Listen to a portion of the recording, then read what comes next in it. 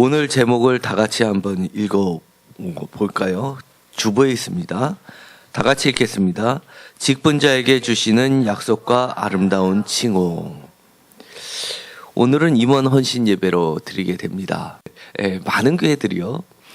보통 1월이 되면 첫째 주는 그 해의 표를 가지고 말씀을 많이 나눕니다. 그래서 한 해를 이렇게 사십시오라고 소망을 줍니다. 목표를 설정해 주는 것이죠. 그리고 보통 두 번째 주는 많이는 안 그렇지만 그래도 많은 교회들이 아주 신앙생활하게 기본적인 것들을 언급을 해줍니다. 예를 들어서 주일 성수, 11조, 헌금, 봉사활동 이런 아주 기본적인 것들을 다시 한번 일깨워주면서 정트랙에 다시 올려놓는 일들을 많이 합니다. 우리가 전에 돌이켜보면 우리는 아주 기본적인 거에 대해서 그렇게 많이 강조를 안 했습니다. 사실은 우리가 신앙생활을 오래 하면 할수록 다 알고 있겠거니 하지만 이 기본적인 것을 놓칠 때가 얼마나 많은지 모르겠습니다. 그래서 사실은 이 기본적인 거를 자꾸 반복하는 것도 필요합니다. 그 다음에 1월 마지막 주에는 보통 뭐를 많이 하냐면 교회마다 이 임원들에 관련된 말씀들을 많이 합니다. 임직자에 대한. 그리고 보통 1월 달에는 이 장로님들을 세우는 것을 하고요. 오후 예배 때. 그리고 2월 마지막 주에는 교사들을 세우는 것을 많이 합니다. 왜냐하면 3월 기준으로 교회 학교가 바뀌는 교회들이 임명장을 그때 많이 주기 때문입니다. 반면에 1월 달로 바뀌는 데는 12월 마지막 주에 교사 임명장을 세우면서 교사들에 관련된 이야기를 많이 하죠. 그러다 보니까 이 1월 마지막 주에는 올 한 해를 책임질 이런 임직자들, 집사, 권사, 장로들에 대한 청지기에 관련된 말씀들을 많이 하게 됩니다. 왜 그러냐? 이 임직자들, 직분자들이 없으면 사실 교회는 세워지는 게 불가능하기 때문입니다. 목회자만 노력하면 잘 될 것 같습니까? 사실은 이미 연구 결과가 나왔습니다. 퇴보하는 교회는 소위 말해서 카리스마적 목회자라고 하는 교회들은 길게 가지 못해서 퇴보하는 걸로 연구 결과가 이미 나와 있습니다. 굉장히 의외죠.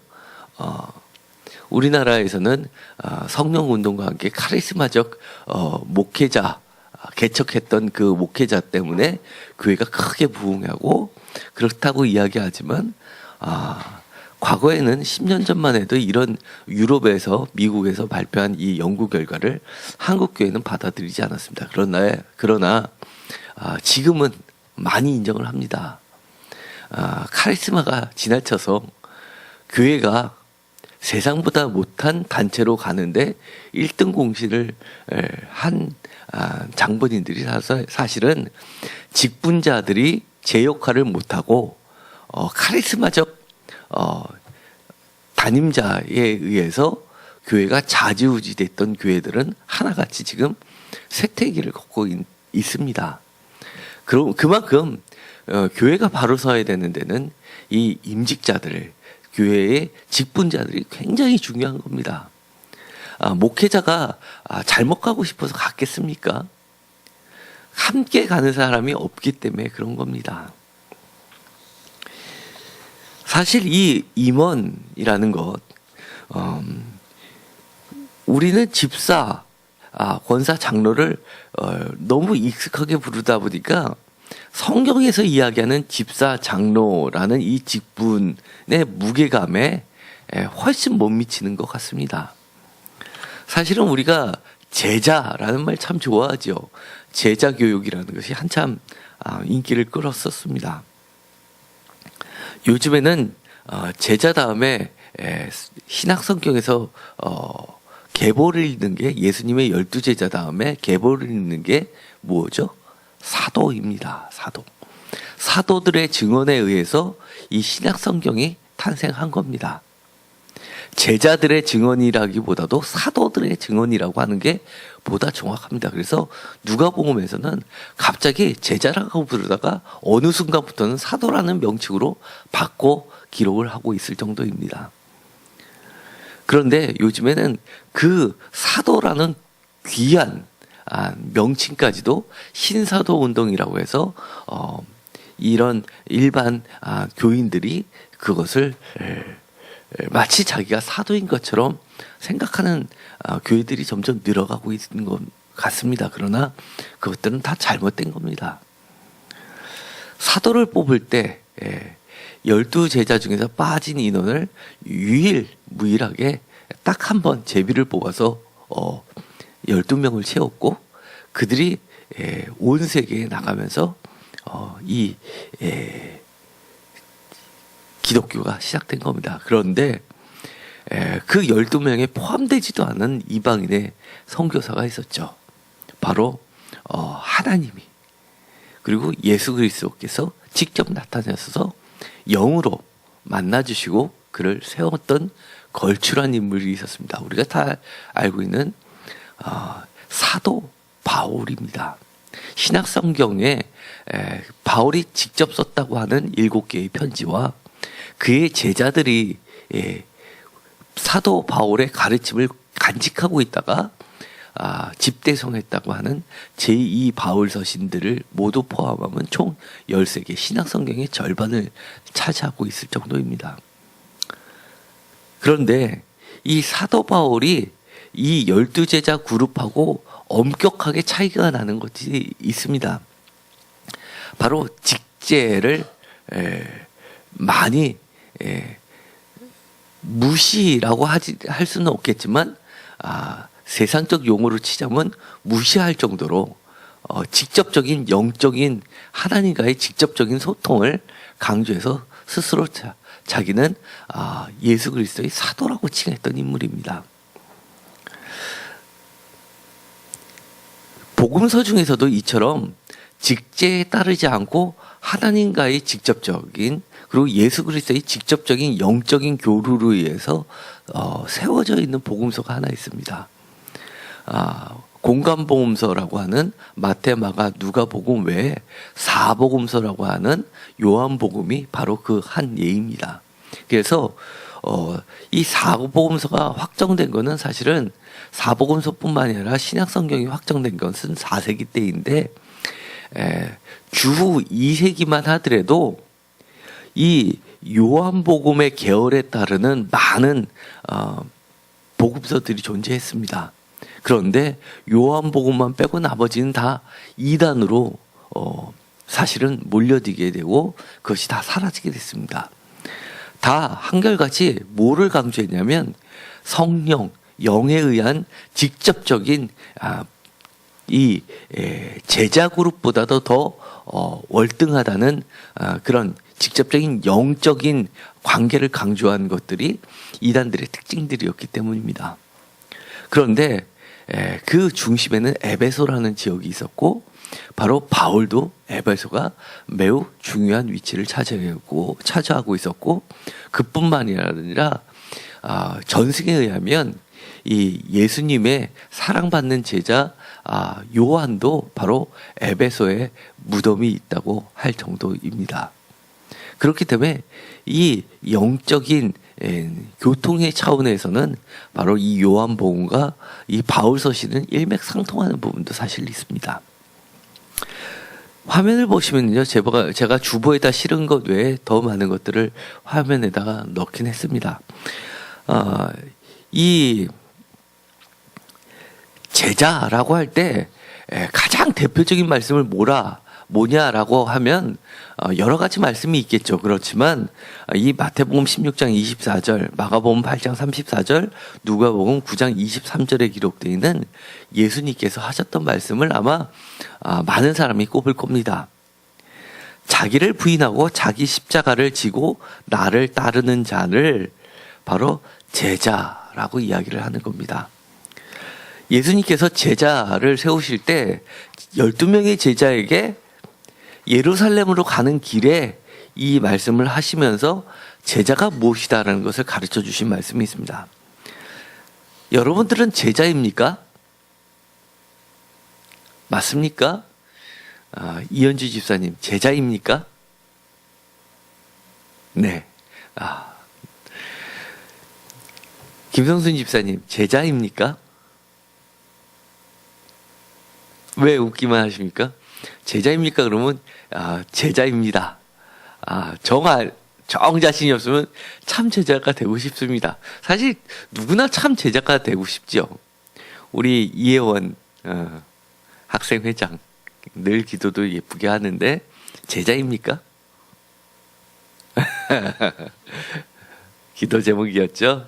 네, 연말에 우리가 2019년도 기도 제목에 예원이의 기도 제목이 바로 제자, 예수님의 제자 되는 겁니다. 제자 듣기만 해도 너무 가슴 벅차지 않습니까? 그런데요, 제자가 되려면 이렇게 이야기를 하십니다. 예수님께서 첫 번째, 자기를 부인해라. 두 번째, 자기 십자가를 져라. 만만치 않습니다. 세 번째, 거기다가 나를 따르라 입니다.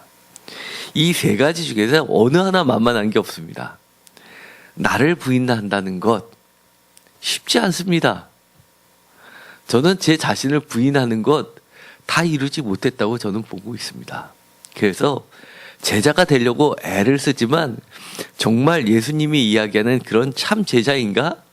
라고 했을 때는 정말 근처에도 못 간 것 같습니다. 그러나 주님은 그런 우리들을 제자로 불러주시고 참 제자들가 되기를 원하시고 그렇게 성령님을 통해서 지금도 세워주고 있다고 믿으시기 바랍니다. 우리가 내가 이 정도 못 된다고 포기하면 정말 제자가 못 되는 겁니다. 그러나 이것만은 분명히 기억을 하셔야 됩니다. 첫 번째 뭐라고요? 자기를 부인하고, 두 번째 자기 십자가를 지고, 세 번째 예수 그리스도를 따라야 됩니다. 나중에 이 세 가지만 가지고도 따로 설교를 할 시간이 있을 것 같습니다. 이것만 해도 정말 무거운 1년 내내 해도 다 못할 주제이기도 하죠. 그런데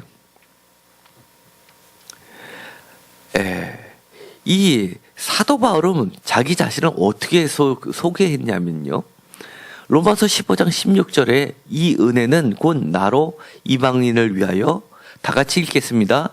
그리스도 예수의 일꾼이 되어 하나님의 복음의 제사장 직분을 하게 하사 이방인을 제물로 드리는 것이 성령 안에서 거룩하게 되어 받으실 만하게 하려 하심이니라. 자기 자신을 소개하는데 아마 편지 제일 첫머리에 예수 그리스도의 종, 하나님의 종, 이런 사도 이런 말을 많이 쓰지만 이렇게 중간에 로마서에 보면 이렇게 소개하고 있다는 것이 우리 눈에 띄게 됩니다. 그리스도 예수의 일꾼이라고 이야기를 합니다. 게다가 직분에 대한 이야기를 합니다. 하나님 복음의 제사장 직분. 우리들이 집사, 권사, 장로 이런 직분들을 생각하면 사실은 첫 번째 떠오르는 것이 바로 예수 그리스도의 은혜로 우리는 직분자가 되었다는 것이고요. 그 다음에 그리스도 예수의 일꾼이라는 겁니다. 우리가 하는 일은요, 구체적으로 하나님 복음을 전파하고 또 제사를 드리는 제사장의 역할을 하게 되는데, 특별히 이방인을 제물로 하나님께 드리는데 성령 안에서 거룩하게 하여서 드리는 제사장의 역할이라는 겁니다. 그래서 우리가 이것 때문에 왜 바울이 그토록 목숨을 걸고 전도를 했는지를 알게 됩니다. 우리도 그런 직분을 감당하고 있습니까? 그런데 이것 말고도 더 여러 가지 표현들을 쓰고 있습니다. 먼저 그리스도 예수의 일꾼 하나님 복음의 제사장이라는 표현을 썼다면 고린도전서 4장 1절에는 뭐라고 이야기하냐면 다 같이 읽겠습니다. 사람이 마땅히 우리를 그리스도의 일꾼이요 하나님의 비밀을 맡은 자로 여길지니라. 여기서는 특별히 못 들어본 말이 나옵니다. 뭐라고요? 하나님의 비밀을 맡은 자. 여러분들은 남들이 모르는 비밀을 여러분만 가지고 계십니까? 하나님의 비밀을 진짜 갖고 계십니까? 우리가 비밀, 친한 친구 사이에 그렇게 이야기합니다. 이거 비밀이야? 다른 사람한테 이야기하지 마. 그랬는데 엉뚱하게 다른 사람, 제3자에 의해서 그렇게 부탁했는데도 불구하고 이야기를 듣게 되면 이 친구가 막 화를 냅니다. 내가 다른 사람한테 얘기하지 말라고 비밀이라고 했는데 왜 이야기하냐. 그런데 하나님은 정말 특이하게 이야기하십니다. 비밀은 말하지 말아야 되는데 하나님은 오히려 그 비밀을 맡겨주셔서 그것을 폭로하게 만드십니다. 재밌지요? 비밀을 알려주라는 겁니다. 왜냐하면 그 비밀은 하나님의 일꾼이 아니면, 그리스도의 일꾼이 아니면 그 비밀을 알려줘도 깨닫지도 못하고 이해도 못하기 때문입니다. 그러나 우리는 그 하나님의 비밀을 우리는 최소한 감사함으로 은혜라고 고백하는 자들 아닙니까? 얼마나 귀한지 모릅니다. 예수님의 이름을 들었다고 하나님의 비밀을 깨닫는 자입니까? 교회를 안다고 하나님의 비밀을 인정하는 자입니까? 그렇지 않습니다. 우리 주변에는 교회가 무엇인지 또 한 번쯤 교회를 나왔다가 지금 안 나오는 사람들이 수두룩합니다. 그런데 예수 그리스도의 이름을 들어봤다고 그들이 하나님의 복음의 그 비밀을, 그 깊이를 다 아는 자들입니까? 그렇지 않습니다. 정말 하나님의 비밀을, 그 깊이를 이해한 자만이 우리가 끝까지 그 비밀을 놓치지 않기 위해서 붙잡는 자이기 때문입니다. 그래서 교회에 잘 안 나오거나 주의를 안 지키거나 하나님이 없이도 내가 세상에서 배운 여러 가지 논리로 충분히 살 수 있다고, 행복을 이룰 수 있다고 하는 사람들에게 우리는 그 비밀을 알려줘야 될 의무들이 있는 겁니다. 그 귀한 직분을 가진 자들입니다. 그뿐만이 아니라 혹시 직분자가 이거다라고 이야기하는 사람 계십니까? 고린도후서 3장 6절에 보면 이렇게 이야기합니다. 바울이 그가 또한 우리를 뭐라고요? 새 언약의 일꾼이라고 이야기합니다. 새 언약의 일꾼 되기에 만족하게 하셨으니 율법 조문으로 하지 아니하고 오직 영으로 함이니 율법 조문은 죽이는 것이요 영은 살리는 것이니라. 우리가 새 언약의 일꾼이라고 이야기합니다. 이 정도 되니까 정말 바울은 우리랑 차원이 틀리죠. 만약에 여러분들이 집사님 서로 이야기하는데 누가 집사님이 뭐야? 왜 집사님이라고 불러? 그러면 집사님은 이런 거야 라고 이야기할 때 이 바울처럼 하나님의 비밀을 맡은 자를 집사라고 해. 새 언약의 일꾼이 집사야 라고 이야기하신 분이 계셨습니까? 집사는 교회에 다니면 세례 받고 몇 년 지나고 봉사활동하고 11조하고 하면 집사 줘. 이렇게 얘기하는 거는 들어봤어도 영을 살리는 것이 바로 집사야 라고 이야기하신 적이 있으십니까? 우리는 우리의 정체성을 정말 분명하게 명확하게 우리 자신이 바로 알아야지 우리도 그렇게 살 수 있게 되는 겁니다.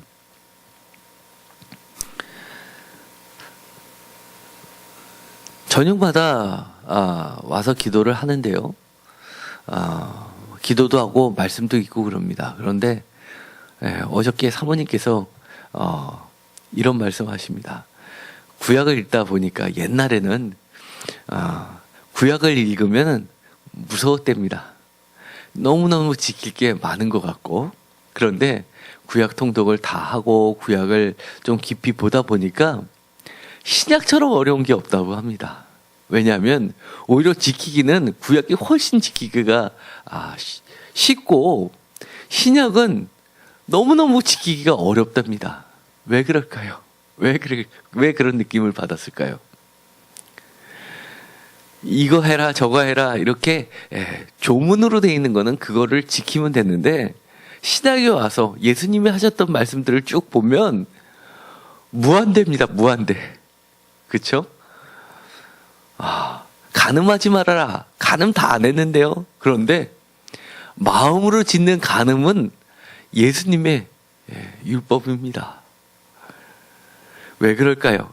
이 새 언약이라는 게 율법 조문으로 하지 않고 영으로 된 율법 조문이기 때문에 그런 겁니다. 그런데 그런 영을 살리는 역할을 하는 것이 바로 우리 직분자들의 역할이라는 겁니다. 내 자신도 지키기 쉽지 않은데, 심지어 목회자인 저도 하지 못하는 일인데 우리 직분자들에게 맡겨주셨다는 겁니다.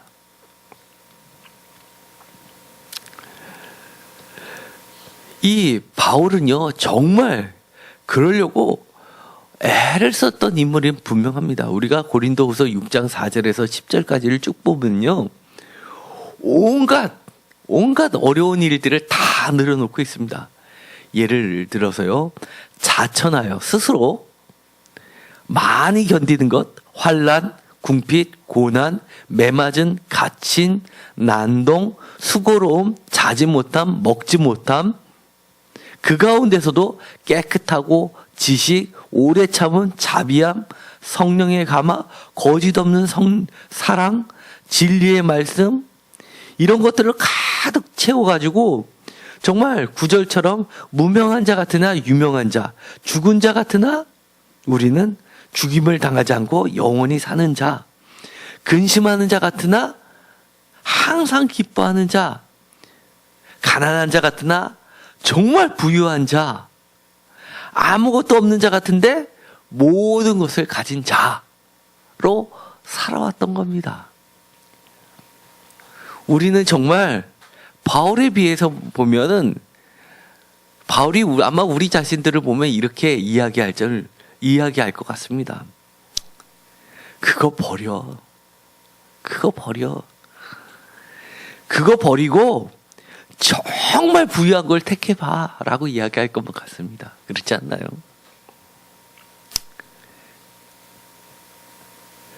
그런데요, 그런 바울이 추천하고 칭찬했던 바울 외에 그런 인물들이 있다는 겁니다. 대표적으로 바울 하면 떠오르는 인물이 있습니다. 디모데입니다. 제가 주보에서도 네 인물을 소개해 놨습니다. 이 네 인물은 너무나 할 이야기가 많기 때문에 오늘은 간단히 이야기하고 수요 예배 때 더 자세히 이야기하기로 했습니다. 아마 바울이 정말 칭찬하고 누구에게도 부끄럽지 않게 자랑하면서 내세웠던 제자라고 하면 제자일 수 있고요, 동역자라고 하면 동역사일 수도 있는 그런 일꾼들이 있었습니다. 참된 일꾼들. 제일 대표적인 인물이 바로 디모데입니다. 고린도전서 4장 17절에는 뭐라고 이야기하냐면요, 내 귀하고 신실한 아들이라고 불렀습니다. 디모데를. 이 디모데는요,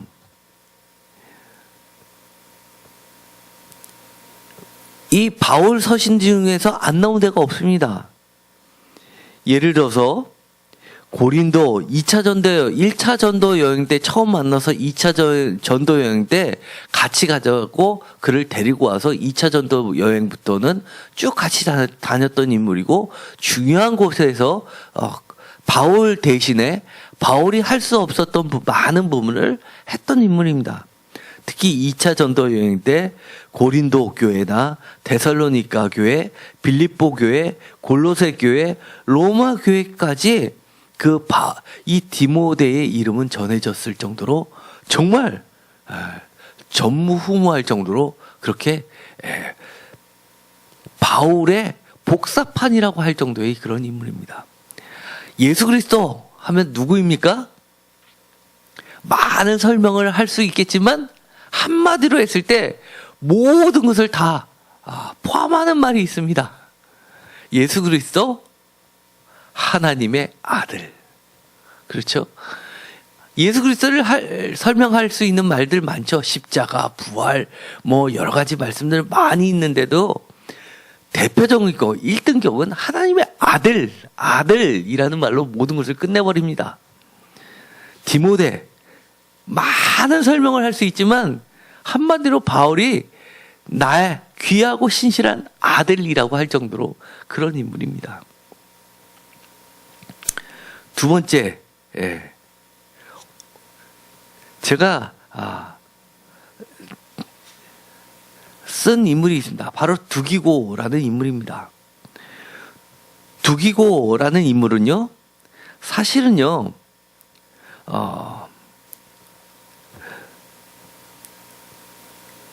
여러 가지 말로 설명할 수 있겠지만 저는 이렇게 이야기하고 싶습니다. 바울의 동행자였다라고 이야기하고 싶습니다. 이 두기고라는 인물은 우리가 잘은 모르지만 에베소에 있는 디모데에게 바울의 편지, 그러니까 디모데 후서를 전달했던 인물로 보여지게 됩니다. 많은 역사학자들, 성서학자들은 에베소서, 골로새서는 제2바울 서신이라고 이야기합니다. 제2바울 서신은 한마디로 바울이 직접 쓴 편지가 아니라 바울의 후에 제자들이 바울의 이름으로 그가 평소에 가르쳤던 것을 모아서, 참된 목회자들은 이러니까 그 가르침을 바울의 이름으로 대대로 남긴 서신들이 제2바울 서신입니다. 목회 서신이라고 하는 디모데라고 하는 것은 참된 목회자들이 되자라고 했을 때 대표적으로 디모데라는 이름을 써서 우리 모두는 디모데와 같은 사람이 되고, 디모데가 어떻게 바울로부터 교육을 받았고 바울의 가르침을 몸소 실천했는지를 기억하자라는 의미에서 그렇게 디모데 후서, 디모데 전서, 예를 들어 디도서도 마찬가지입니다. 이렇게 목회 서신을 쓴 걸로 보고 있습니다. 그런데 그게 많은 역사학자들이 이야기할 때 정말 아무런 관계없이 가짜로 지어낸단 말이냐라고 보지 않습니다. 평소에 바울이 제자들에게 했던 말, 그리고 디모데에게 했던 말, 그것을 소중하게 암기하면서 기록하고 있었던 것을 모아서 전달했을 때 아마 실제로 이 바울이 디모데에게 에베소에 있는 에베소 교회의 목회자로 있는 디모데에게 바로 이 두기고를 통해서 편지를 전달했던 그 전승을 그들은 갖고 있었고, 그것을 가지고 나중에 시간이 지난 다음에 기록으로 남겨두었을 뿐이라고 이야기를 하는 겁니다. 그렇다는 이야기는 얼마나 이 두기고라는 인물은 바울이 기쁠 때나 슬플 때나 늘 같이 있었던 사람이었는지를 알고 있습니다. 특별히 이 두기고라는 인물은 아시아 출신이라고 기록이 되어 있습니다. 사도행전 20장 1절에서 5절에 보면 바울이 고린도에서 점자 핍박을 받으면서 내려오는데, 고린도에서 소요가 그치고 그리고 나서 바울이 다른 지방으로 그 핍박을 피해서 다른 곳으로 또 말씀을 전하러 갈 때 그때 따라갔던 인물 중에 디모데라는 인물도 있었지만 아시아 출신, 아시아라고 하면 대표적으로 에베소서, 골로새서, 에베소나 골로새나 이런 소아시아 지역을 이야기하는데 그 출신 사람 두기고도 함께 가게 됩니다. 그래서 이 두기고를 특별히 에베소에다 보냈었던 이유는 에베소 지역 사람들이 자기네 출신인 이 두기고를 더 가깝게 느끼고 그 사람에 대해서 많이 후대를 했을 뿐만 아니라 실제로 두기고는 자기 고향이다 보니까 그 지리를 잘 알고 있기 때문에 그렇게 편지를 전달했을 수 있었던 것으로 보이게 됩니다. 디도서, 목회 서신의 또 하나인 이 디도서를 그레데 섬의 디도라는 바울의 제자가 목회자로 있었는데 그레데는 지금으로 이야기하면 크레테 섬입니다. 이 지중해에 있는 이 섬인데 이 디도를 바울 자신에게 데리러 오라고 바울이 부탁했을 때 보냈던 인물이 바로 두기고입니다. 그러니까 얼마나 먼 거리를 항해해서 바울 대신에 손과 발이 돼서 그런 일을 했던 인물이 바로 두기고입니다. 또 한 사람은 에바브라라는 사람입니다. 이 에바브라는 에바브라 디도의 약칭인데 축약형인데 이 에바브라 디도라고 불려지는 사람, 성경에 기록된 인물하고는 다른 인물로 많이 보고 있습니다. 그런데 이 에바브라라는 사람은 우리가 잘 알고 있는 골로새하고 많이 연관이 되어 있습니다. 골로새 하면 뭐가 기억이 나죠? 골로새서에도 기록이 되어 있고 그 다음에 빌레몬서에도 기록이 되어 있습니다. 이 빌레몬서에 보면은요, 같이 감옥에서 만난 도망친 종이 나오는데 바로 오네시모라는 종입니다. 그런데 그 주인이 있었죠. 골로새의 주인이 주인에게 도망쳤는데 이 주인에게 빌레몬이라는 사람에게 편지를 쓰면서 그러면서 이 오네시모를 다시 받아주고 이 사람을 교회 일꾼으로 세워주기를 부탁해 한 편지가 바로 빌레몬서입니다. 그런데 이 빌레몬서를 빌레몬서에 보면 이 골로새 교회의 지금으로 치면 가정교회죠. 가정교회에 그 집을 내놓은 사람이 부자였던 이 빌레몬이라는 사람이었고 이 골로새 교회의 목회자 역할을 했던 사람이 바로 이 개척자 역할을 했던 게 에바브라입니다. 그래서 골로새서 1장 7절에 보면 골로새 교회에 쓴 편지인데 이와 같이 우리와 함께 종된 사랑하는 에바브라에게 너희가 배웠나니라고 이야기합니다. 한마디로 이 골로새 교회 사람들은 목회자를 누구로 두고 있었냐면 이 에바브라라는 사람에게 두었던 겁니다. 그런데도 불구하고 이 골로새 교회의 목회자였던 이 에바브라가 어디까지 오게 되냐면 바울과 함께 옥에 갇히게 됩니다. 바울이 옥에 갇혔다라는 이야기는 에베소 감옥이라든지 로마 감옥이라든지 아니면 가이사라 빌립보 감옥을 이야기하는데 어딘지는 불명확한데 교회에서는 많이 이 로마 감옥이라고 이야기를 하지만 사실 학자들은 로마 감옥이라고 보기보다는 너무 멀기 때문에 거기보다는 에베소 교회를 많이 생각합니다. 바울이 거기에 갇혔을 때 자기는 갇히지도 않아도 되는데 바울을 돌봐주기 위해서 자기도 같이 감옥에 들어간 인물이 바로 이 에바브라라는 인물입니다. 그러니까 이 에바브라를 부를 때 뭐라고 이야기하냐면 그리스도의 신실한 일꾼이라고 부르게 됩니다. 마지막으로 베베라는 인물이 있습니다. 이 베베는 특이하게 여자입니다. 자매, 베메라고 부르는데 이 자매라는 호칭을 통해서 단순히 남자는 형제, 여자는 자매라고 부르는 형제 자매할 때 이 자매를 떠나서 목회자를 부르는 칭호였었던 것으로 보이게 됩니다. 그런데 이 베베는 갱그리아 항구 도시죠. 이 갱그리아 출신의 갱그리아 교회의 여성 목회자였습니다. 그런데 이 로마서 16장 1절에서 2절까지를 보면 다 같이 읽어볼까요? 내가 갱그레아 교회의 일꾼으로 있는 우리 자매 베베를 너희에게 추천하노니 너희는 주 안에서 성도들의 합당한 예절로 그를 영접하고 무엇이든지 그에게 소용되는 바를 도와줄지니 이는 그가 여러 사람과 나의 보호자가 되었습니다. 이 베베를 누구에게 추천하는 겁니까? 로마서를 보면 로마 교회에다 추천을 하는 겁니다. 쉽게 말해서 이 개신교의 전통 가운데 가장 지대한 영향을 미친 서신서가 뭡니까? 신약 중에서 바로 로마서입니다. 그렇죠?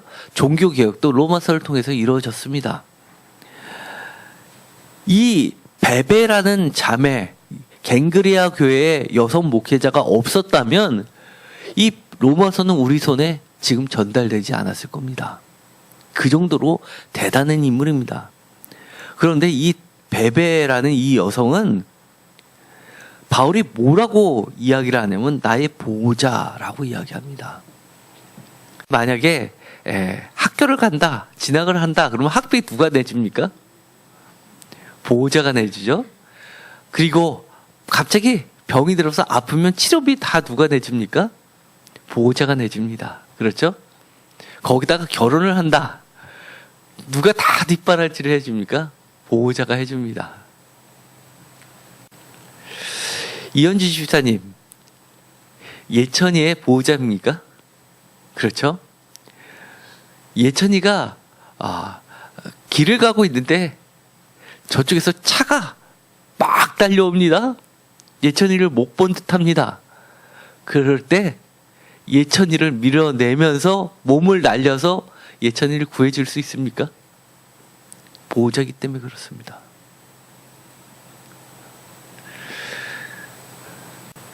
이 베베라는 인물은요, 사도 바울보다는 나이가 많았을 것으로 추정을 합니다.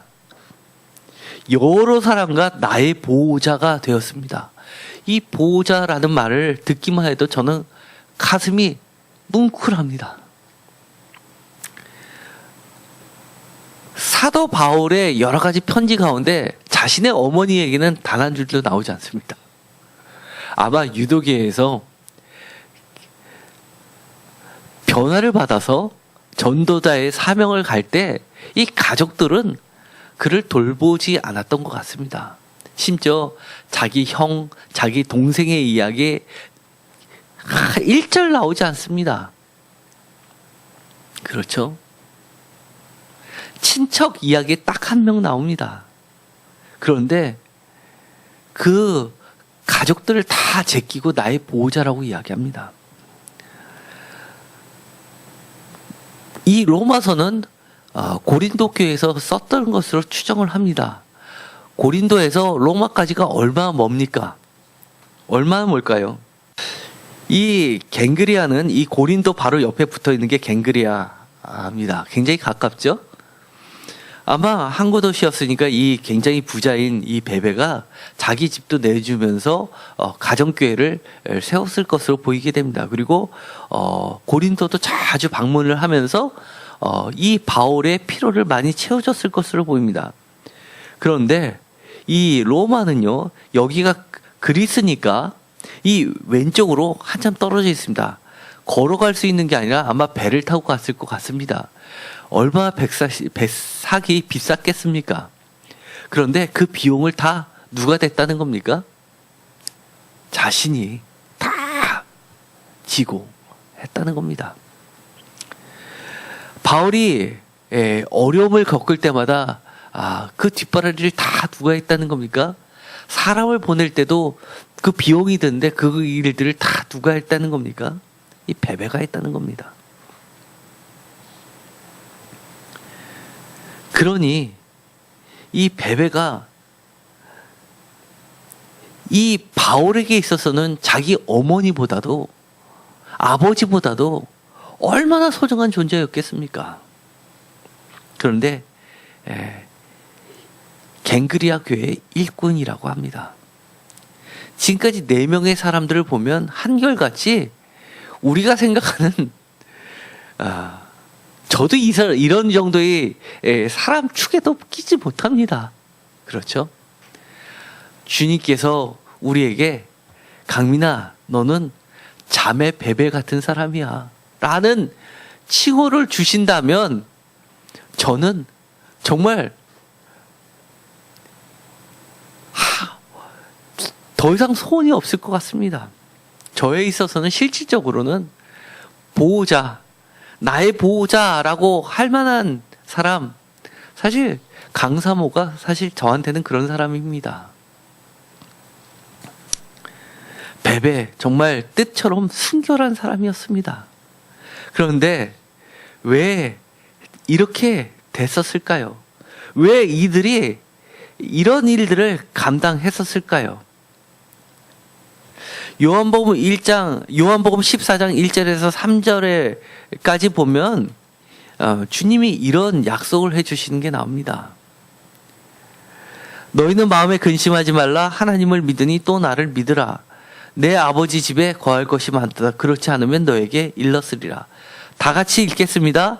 내가 너희를 위하여 거처를 예비하러 가노니 가서 너희를 위하여 거처를 예비하면 내가 다시 와서 너희를 내게로 영접하여 나 있는 곳에 너희도 있게 하라. 아멘. 사실 여태까지 제자, 직분, 청지기 이런 이야기를 하면서 이 요한복음 14장 1절에서 3절까지 이야기를 들어본 적은 없으실 겁니다. 왜 이들이 이렇게까지 할 수 있을까요?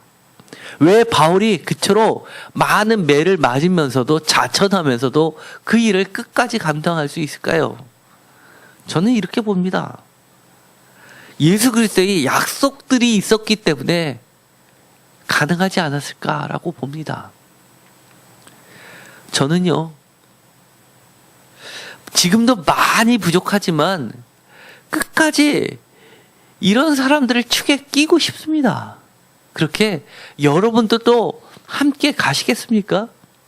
바울이 끝까지 그렇게 갈 수 있었던 거는 주변에 이런 사람들이 많이 있었기 때문 아니겠습니까?